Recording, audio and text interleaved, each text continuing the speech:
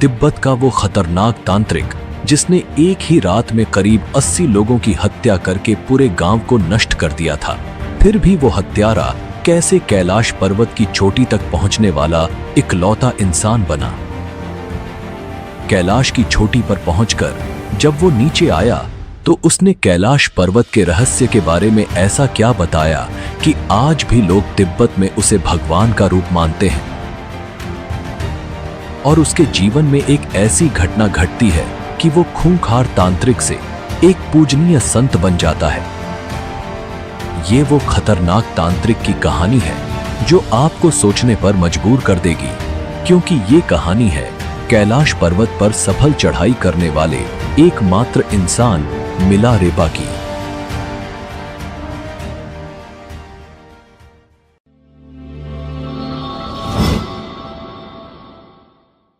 तिब्बत के रहस्यमयी और खतरनाक पहाड़ों के बीच एक ऐसा नाम उभरा जिसने इतिहास के पन्नों में न केवल अपने काले जादू की वजह से जगह बनाई, बल्कि आत्मज्ञान की ऊंचाइयों को छूकर भगवान के रूप में पूजनीय भी बन गया।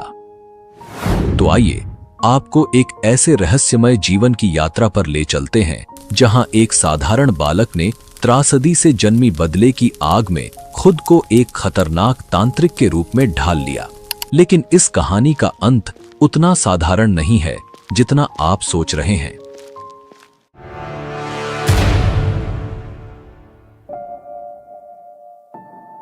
तिब्बत की ठंडी हवाओं में एक समय ऐसा भी था जब जीवन शांति और समृद्धि से भरा हुआ था। 11वीं शताब्दी के उत्तरार्ध में तिब्बत के दक्षिणी भाग में स्थित एक गांव में थोपगा का जन्म हुआ था, जिन्हें हम मिलारेपा के नाम से जानते हैं। वो एक सुखी संपन्न परिवार में पले बढ़े। उनके पिता एक सफल जमींदार थे जिनकी संपत्ति, भूमि और पशुधन गांव में प्रतिष्ठा का प्रतीक थे। मिलारेपा का बचपन आराम और प्रेम में बीता। अपने माता पिता के इकलौते पुत्र होने के नाते उन्हें हर खुशी और सुविधा मिली। उनके साथ उनकी छोटी बहन भी थी और परिवार का जीवन खुशहाल था। लेकिन जीवन में कोई भी स्थिति स्थिर नहीं रहती, सब कुछ बदल जाता है। और ऐसा ही हुआ मिलारेपा के साथ। जब मिलारेपा केवल 7 साल के थे तब उनके पिता का अचानक देहांत हो गया। इस मृत्यु ने परिवार को आर्थिक और भावनात्मक रूप से हिलाकर रख दिया। अपने अंतिम समय में उनके पिता ने एक वसीयत बनाई जिसमें कहा गया था कि जब तक मिलारेपा बड़े नहीं हो जाते तब तक उनके चाचा और चाची परिवार की देखभाल करेंगे और संपत्ति का प्रबंधन करेंगे। ये वसीयत इस उम्मीद के साथ की गई थी कि परिवार को कोई कठिनाई नहीं होगी।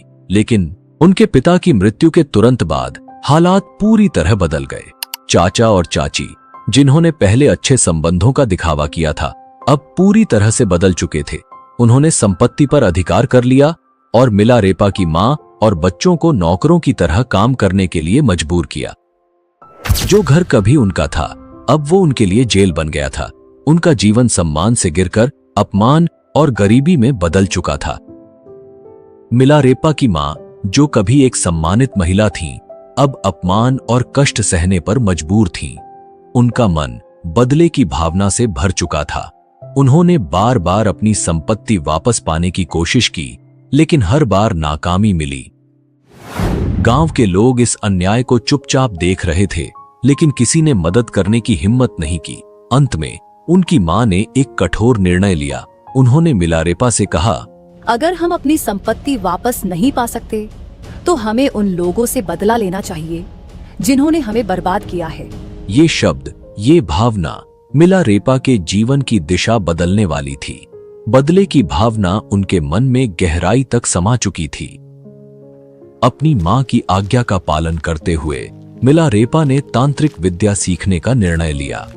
तंत्र मंत्र की दुनिया में प्रवेश करने के लिए वे अपने गांव से दूर चले गए। उनका उद्देश्य अब केवल एक था, अपने चाचा और चाची से बदला लेना। मिलारेपा का यह सफर आसान नहीं था। वे कई तांत्रिक गुरुओं के पास गए और कई कठिन साधनाओं के बाद उन्होंने तांत्रिक विद्या में महारत हासिल की। यह सिर्फ एक तांत्रिक की कहानी नहीं है, बल्कि एक ऐसी यात्रा है जो मिलारेपा को आत्मज्ञान, पश्चाताप और मुक्ति के मार्ग पर ले जाएगी। तो हमारे साथ बने रहिए, क्योंकि अब हम मिलारेपा की असली यात्रा की शुरुआत करने जा रहे हैं। इस कहानी में आगे बढ़ने से पहले आपसे एक छोटा सा अनुरोध है। अगर आपको ये वीडियो पसंद आ रहा हो तो कृपया इसे लाइक करें और हमारे चैनल को सब्सक्राइब जरूर कर लें। आपके इस छोटे से समर्थन से हमें बहुत बड़ी मदद मिलती है।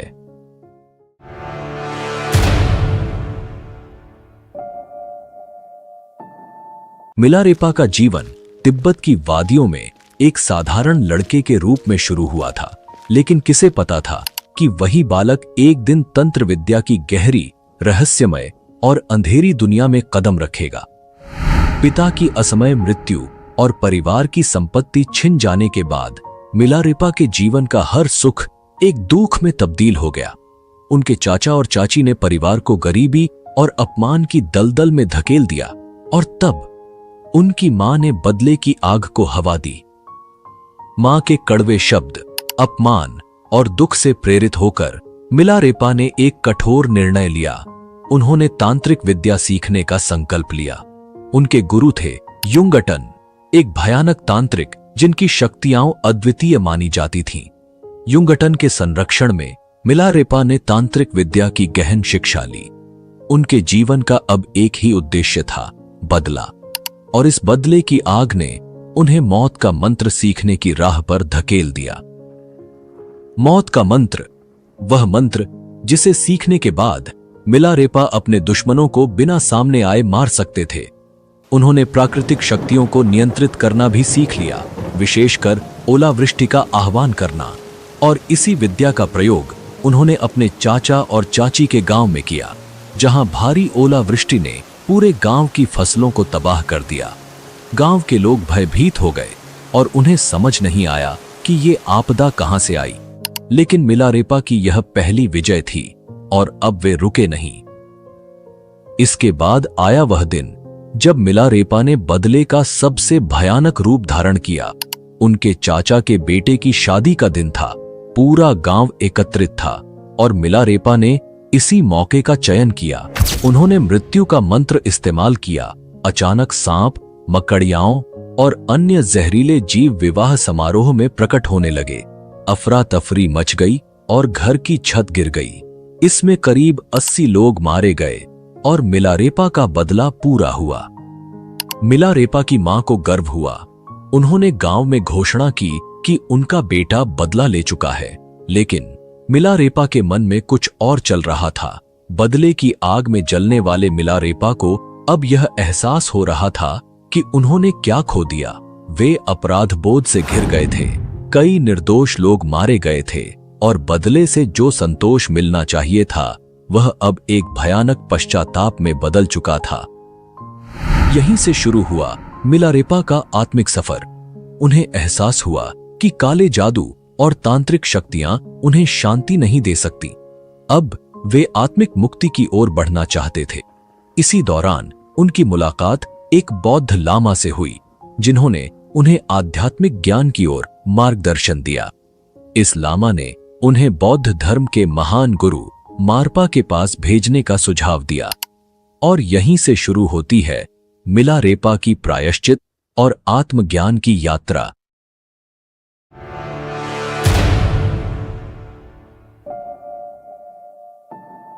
मिलारेपा की जीवन यात्रा में एक बड़ा मोड़ तब आया जब उन्होंने तंत्र विद्या और काले जादू के माध्यम से अपने दुश्मनों से बदला लेने के बाद गहरे पश्चाताप का अनुभव किया। उन्हें एहसास हुआ कि इन विधाओं ने उन्हें सिर्फ विनाश और दुख की ओर धकेला है। अब उनके मन में आत्मिक मुक्ति और शांति की चाह जागृत हुई। इसी समय उनकी मुलाकात एक बौद्ध लामा से हुई, जिन्होंने उन्हें गुरु मारपा लौटसावा के पास जाने की सलाह दी। मारपा एक महान बौद्ध गुरु थे, जिन्होंने भारत से बौद्ध धर्म की गहरी शिक्षाएं प्राप्त की थीं। तिब्बत में उन्हें एक अनुवादक के रूप में भी जाना जाता था, क्योंकि उन्होंने बौद्ध धर्म के महत्वपूर्ण ग्रंथों का अनुवाद किया था। जब मिलारेपा गुरु मारपा के गांव पहुंचे तो वहां बच्चों से उनकी मुलाकात हुई। उन्होंने बच्चों से पूछा, मारपा अनुवादक कहाँ हैं? एक बच्चे ने जवाब दिया। मेरे साथ आओ, मैं तुम्हें उनसे मिलवाता हूँ। बच्चा उन्हें एक खेत में ले गया जहां एक साधारण किसान जमीन जोत रहा था। मिलारेपा को यह समझ नहीं आया कि वही किसान दरअसल गुरु मारपा थे। गुरु ने मिलारेपा को देसी शराब दी और कहा, इसे पी लो और फिर खेत जोतने का काम करो। बिना सवाल किए मिलारेपा ने गुरु की बात मानी। काम पूरा करने के बाद जब बच्चे ने बताया कि यह व्यक्ति ही गुरु मारपा थे, तो मिलारेपा को भारी आश्चर्य हुआ। उन्होंने गुरु के चरणों में गिरकर अपने पाप, पछतावा और आत्मिक मुक्ति की इच्छा व्यक्त की। लेकिन गुरु मारपा ने उन्हें तुरंत कोई शिक्षा देने के बजाय कठिन परीक्षाओं से गुजारा। मिलारेपा ने झुककर मारपा से कहा, मैं आपसे धर्म की दीक्षा चाहता हूं। मैं एक ऐसी प्रणाली, ऐसी क्रिया की तलाश में हूं जो मुझे इसी जन्म में ज्ञान दे दे और मेरे बंधन को तोड़ दे। मैं अगले जन्म के फेर में नहीं पड़ना चाहता हूं। मैं आपको अपना शरीर, अपना दिमाग और अपनी बोली सब कुछ अर्पण करता हूं। कृपया इसके बदले में मुझे खाना, कपड़े और ज्ञान दे। यह वाकई एक खूबसूरत बात थी। अक्सर लोग गुरु के पास जाकर कहते हैं कि वे अपनी आत्मा समर्पित करते हैं, लेकिन असल में ये एक भूल है। जो चीज आपकी है ही नहीं, उसे देना बहुत ही आसान है। उसे कह देना कि मैं आपको आत्मा देता हूं, कितना सरल है। लेकिन जो आपके पास सच में है, आपका शरीर, आपका दिमाग और आपकी बोली, उसे समर्पित करना, ये एक बहुत बड़ा कदम है। मारपा ने ध्यान से मिलारेपा की बात सुनी, फिर बोले, तुम अपना शरीर, दिमाग और बोली मुझे दे रहे हो। इसके बदले में मैं तुम्हें खाना और रहने की जगह दे सकता हूं, लेकिन ज्ञान, इसके लिए तुम्हें किसी और को देखना होगा। या फिर मैं तुम्हें ज्ञान दे सकता हूं, पर तुम्हें अपना खाने और रहने का इंतजाम कहीं और से करना होगा। मिलारेपा ने तुरंत कहा, ठीक है, मुझे ज्ञान चाहिए। मैं अपना खाने और रहने का इंतजाम कर लूंगा। इसके बाद मिलारेपा भिक्षाटन के लिए निकल पड़े ताकि पूरे साल के लिए भोजन का इंतजाम कर सकें। वे दूर दूर तक भिक्षा मांगते रहे और एक बोर भर गेहूं इकट्ठा कर लिया। साथ ही उन्होंने एक पारंपरिक तांबे का बर्तन भी खरीदा। जब वह भारी बोरा लेकर मारपा के घर लौटे तो गलती से बोरा गिर गया और तेज आवाज हुई, जिससे मारपा नाराज हो गए। मारपा बोले, तुम्हारे इस व्यवहार से तो ऐसा लगता है कि तुम इस घर को भी अपने चाचा के घर की तरह बर्बाद कर दोगे। अब यहां से चले जाओ। मिलारेपा ने गिड़गिड़ाते हुए कहा, मैंने आपसे कहा था कि मैं भोजन लाऊंगा और मैंने अपना वादा निभाया। बोरा भारी था, इसलिए मुझसे संभल नहीं पाया। मारपा ने गंभीरता से कहा, तुम्हारे बोरे को रखने के तरीके से ही तुम्हारे व्यवहार का आकलन होता है। मिलारेपा की कठिन यात्रा में एक बड़ा मोड़ तब आया जब उन्होंने अपने गुरु मारपा की पत्नी दगमेमा से मदद की गुहार लगाई। दगमेमा ने उनके प्रति सहानुभूति दिखाई और मारपा से कहा, आप मिलारेपा को क्यों नहीं सिखाते? वह अच्छी तरह से हमारी सेवा कर रहा है। मारपा ने जवाब दिया, अगर यह मेरे बेटे के लिए 3 कोनों वाला घर बना देगा तो मैं इसे सिखाऊंगा, लेकिन शर्त यह है कि इसे अकेले बनाना होगा, किसी की भी मदद नहीं लेनी होगी। मारपा ने मिलारेपा को पहला कार्य दिया, एक गोलाकार टावर का निर्माण करना। यह काम उन्होंने अकेले करना था, बिना किसी की मदद के। मिलारेपा ने अपनी पूरी निष्ठा के साथ इस कार्य को शुरू किया। उन्होंने लकड़ियां काटी, पत्थर इकट्ठे किए और बिना सहायता के टावर बनाने लगे। कई महीनों की मेहनत के बाद जब टावर लगभग पूरा हो गया तो मारपा ने अचानक कहा, इस टावर को गिरा दो और सारे पत्थर और लकड़ियां वहीं वापस रख दो जहां से उन्हें लाया था। पहली परीक्षा के बाद मारपा ने उन्हें दूसरा कार्य दिया, अर्धचंद्राकार टावर बनाने का। मिलारेपा ने फिर से इस कार्य को स्वीकार किया और पूरी मेहनत से निर्माण किया। लेकिन जब यह टावर भी तैयार हो गया तो मारपा ने फिर से कहा, इसे भी गिरा दो और सारे पत्थर वापस वहीं रख दो। तीसरी परीक्षा में मिलारेपा को त्रिकोणीय भवन बनाने का आदेश मिला। इस बार भी उन्होंने बिना किसी शिकायत के यह काम किया। लेकिन जब भवन तैयार होने के करीब था, मारपा ने फिर से नाराजगी जताई और कहा, इसे भी गिरा दो और सारे पत्थर वहीं रख दो। इन परीक्षाओं के दौरान मिलारेपा का शरीर पूरी तरह थक गया था। उनके हाथों और पीठ पर घाव हो गए थे, लेकिन उनके धैर्य और समर्पण में कोई कमी नहीं आई। मारपा की पत्नी दगमेमा ने मिलारेपा की कड़ी मेहनत देखी। उन्हें सहानुभूति हुई और उन्होंने मारपा से कहा, अब समय आ गया है कि आप मिलारेपा को सिखाएं। वह बहुत समय से हमारी सेवा कर रहा है। मारपा ने अंततः यह स्वीकार किया कि मिलारेपा अब पूरी तरह शुद्ध हो चुके हैं। उन्होंने मिलारेपा को आध्यात्मिक शिक्षा देना शुरू किया। मारपा ने उन्हें महामुद्रा ध्यान सिखाया, जो आत्मा की गहराइयों में उतरने का मार्ग प्रदान करता है। जब मिलारेपा की साधना उच्चतम स्तर पर पहुंच गई, तब मारपा ने उन्हें डाकिनी साधना करने का आदेश दिया। यह साधना साधारण नहीं थी और इसके लिए उच्च आत्मिक शक्ति और धैर्य की आवश्यकता थी। मारपा ने मिलारेपा को एक अंधेरे कमरे में बंद कर दिया और एक विशेष मंत्र दिया, जिसे उन्हें लगातार 3 दिन तक जपना था। अंततः तीसरे दिन डाकिनी प्रकट हुईं और उन्होंने मिलारेपा से कहा, तुम्हारी साधना अब लगभग पूरी हो चुकी है, लेकिन तुम्हारे गुरु के पास एक अंतिम शिक्षा अब भी बाकी है। यह सुनकर मिलारेपा ने गुरु मारपा से बात की। मारपा ने उत्तर दिया, मैंने तुम्हें जितनी भी शिक्षाएं प्राप्त की हैं, वह सब दे दी हैं, लेकिन अब तुम्हें हमारे गुरु नरोपा के पास जाना होगा। मारपा और मिलारेपा ने भारत की यात्रा की और गुरु नरोपा के पास पहुंचे। नरोपा ने मिलारेपा को अंतिम शिक्षा प्रदान की, जिसे आत्मज्ञान का अंतिम स्तर माना जाता है।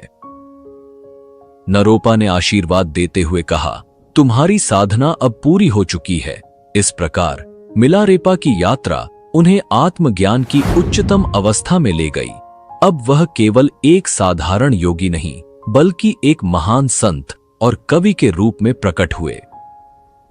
अगले 2 चैप्टर्स में हम देखेंगे कैसे मिलारेपा ने कैलाश पर्वत पर सफल चढ़ाई की और उस पवित्र पर्वत के रहस्यों के बारे में उन्होंने क्या बताया, और आखिरकार मिलारेपा की मृत्यु किस कारण से हुई। इन अनसुलझे सवालों का जवाब जानने के लिए हमारे साथ बने रहिए।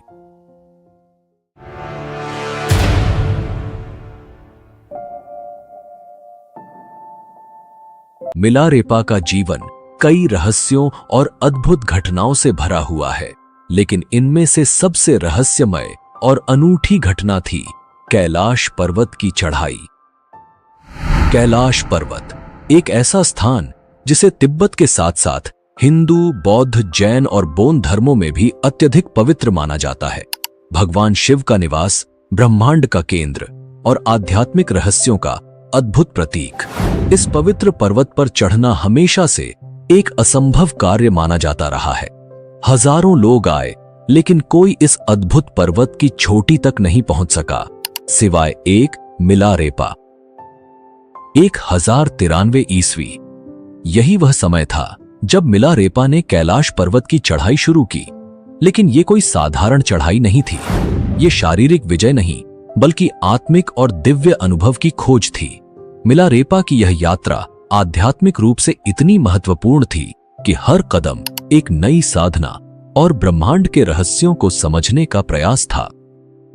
कैलाश की इस यात्रा में उनकी मुलाकात हुई बोन धर्म के एक प्रसिद्ध प्रचारक नरोवान जी से। नरोवान जी ने मिलारेपा को एक चुनौती दी, जो पहले कैलाश पर्वत की चोटी पर पहुंचेगा उसका कैलाश पर वर्चस्व होगा। यह एक आध्यात्मिक और शारीरिक दौड़ थी और मिलारेपा ने इस चुनौती को स्वीकार कर लिया। नरोवान जी ने तेजी से चढ़ाई शुरू की, लगातार आगे बढ़ते रहे, लेकिन मिलारेपा थोड़ी देर ध्यान मुद्रा में बैठ गए। कुछ समय बाद नरोवान जी जब चोटी के बहुत पास पहुंचे तो सूरज की पहली किरण उनके चेहरे पर पड़ी। वह किरण इतनी तीव्र और शक्तिशाली थी कि उन्हें पीछे हटना पड़ा, और इस बीच मिलारेपा ने बिना किसी रुकावट के अपनी चढ़ाई जारी रखी और अंततः वे नरोवान जी से पहले चोटी तक पहुंच गए। यह केवल शारीरिक विजय नहीं थी, यह थी मिलारेपा की आध्यात्मिक शक्ति और दिव्य शक्तियों का दर्शन, एक ऐसी चढ़ाई जो आज भी एक रहस्य बनी हुई है। कैलाश पर्वत की चोटी पर पहुंचकर मिलारेपा ने कुछ अद्भुत और अनजाने रहस्यों का अनुभव किया। उन्होंने कहा कि यह पर्वत साधारण लोगों के लिए नहीं है और कोई साधारण व्यक्ति यहां चढ़ने का प्रयास न करे, क्योंकि यह भगवान शिव का पवित्र निवास है। यहां चढ़ाई करना उनके ध्यान में विघ्न डालने जैसा है। जैसे हम मंदिर की छत पर नहीं चढ़ते, वैसे ही कैलाश पर चढ़ाई करना भगवान शिव के सम्मान का उल्लंघन होगा। मिलारेपा के इस उपदेश ने यह संदेश दिया कि कैलाश पर्वत पर चढ़ाई केवल उन्हीं के लिए संभव है जिन्होंने अपनी आत्मा की गहराइयों में उच्च साधना प्राप्त की हो। अगर आप कैलाश पर्वत के रहस्यों पर आधारित एक गहन डॉक्यूमेंट्री देखना चाहते हैं तो वीडियो के अंत में आपको इसका लिंक मिल जाएगा। साथ ही डिस्क्रिप्शन में भी इसका लिंक दिया गया है, जाकर आप पूरा वीडियो देख सकते हैं। कैलाश पर्वत की चढ़ाई के बाद मिलारेपा ने अपनी साधनाओं और ध्यान के माध्यम से आत्मज्ञान की ऊंचाइयों को छू लिया। उन्होंने अपने शिष्यों को ध्यान और तपस्या की गूढ़ विधियां सिखाईं ताकि वे भी आत्मज्ञान की राह पर चल सकें।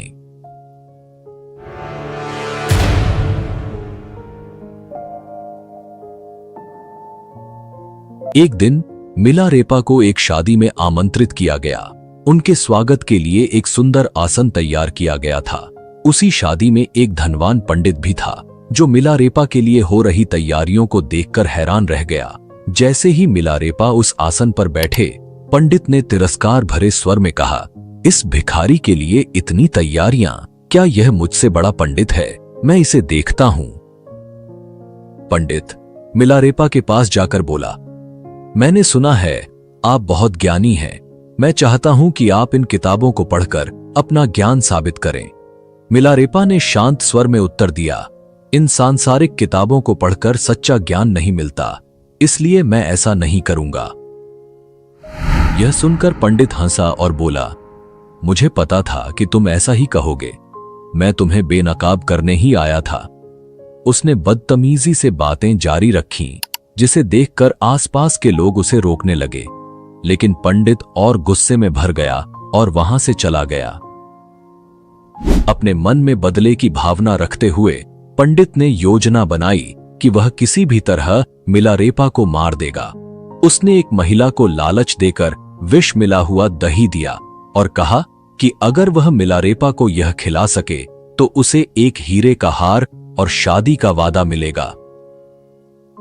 महिला लालच में आकर विष वाला दही लेकर मिलारेपा के पास पहुंची। जैसे ही मिलारेपा ने उसे देखा, वे तुरंत समझ गए। उन्होंने मुस्कुराते हुए कहा, मैं यह दही खाऊंगा, लेकिन पहले तुम वह हीरे का हार ले आओ, क्योंकि वह शादी का वादा तो कभी पूरा नहीं हो सकता। यह सुनकर महिला डर गई और पंडित के पास लौटकर सब कुछ बताया। पंडित ने हार देकर उसे फिर से भेजा। जब वह हार लेकर वापस आई, तब मिलारेपा ने दही स्वीकार किया। जैसे ही उन्होंने विष वाला दही खाया, महिला रोते हुए माफी मांगने लगी, लेकिन मिलारेपा ने उसे सांत्वना दी और कहा, घबराओ मत, मेरा समय आ गया है। यह सुनकर वह महिला उनकी शिष्या बन गई। इसके बाद मिलारेपा ने अपने शिष्यों को बुलाया और कहा कि वह शीघ्र ही शरीर त्यागने वाले हैं। उनके संदेश को सुनने के लिए न केवल शिष्य बल्कि देवी देवता भी इंतजार कर रहे थे। आकाश से पुष्पों की वर्षा हो रही थी, हवाओं में सुगंध फैल चुकी थी और मधुर संगीत बज रहा था। इस शुभ घड़ी में मिलारेपा ने अपने शिष्यों से कहा, प्रिय शिष्यों, मेरा समय आ गया है। मैंने धरती पर जो उद्देश्य लेकर आया था उसे पूरा कर लिया है। अब दवाइयों की आवश्यकता नहीं है। यह विष केवल एक माध्यम है। ध्यान से सुनो, जीवन में समय को व्यर्थ न गवाओ और अपने गुरुओं के आदेशों का पालन करो। इस जीवन में ही आत्मज्ञान प्राप्त करने की कोशिश करो। इसी तरह मिलारेपा ने अंततः अपना देह त्याग दिया, लेकिन उनके जाने से पहले उन्होंने हमें एक महत्वपूर्ण संदेश दिया कि मैंने जीवन के हर मोड़ पर कष्टों का सामना किया, लेकिन उन कष्टों में ही मुझे मार्गदर्शन मिला। यह मत समझो कि दुनिया के भौतिक सुख तुम्हें शांति देंगे। शांति भीतर से आती है जब तुम स्वयं को जानने लगते हो, जब तुम्हारा मन शांत और स्थिर हो जाता है। जिसने आत्मज्ञान प्राप्त कर लिया उसके लिए न तो कोई शत्रु रहता है और न ही कोई बंधन। यह शरीर केवल एक माध्यम है, असली यात्रा तो आत्मा की है। अगर तुम सत्य की तलाश में हो तो उस मार्ग पर चलो जहां कठिनाई हो, क्योंकि वहीं सच्चा ज्ञान छुपा हुआ है। अगर आपको ये कहानी प्रेरणादायक लगी तो इसे अपने दोस्तों और परिवार के साथ जरूर शेयर करें। हमारे चैनल को सब्सक्राइब करें और बेल आइकॉन को दबाएं ताकि आप ऐसी और भी गहन और प्रेरणादायक कहानियां और डॉक्यूमेंट्री को मिस न करें। मिलते हैं अगली बार एक और नई डॉक्यूमेंट्री के साथ। तब तक के लिए धन्यवाद। जय हिंद, जय भारत।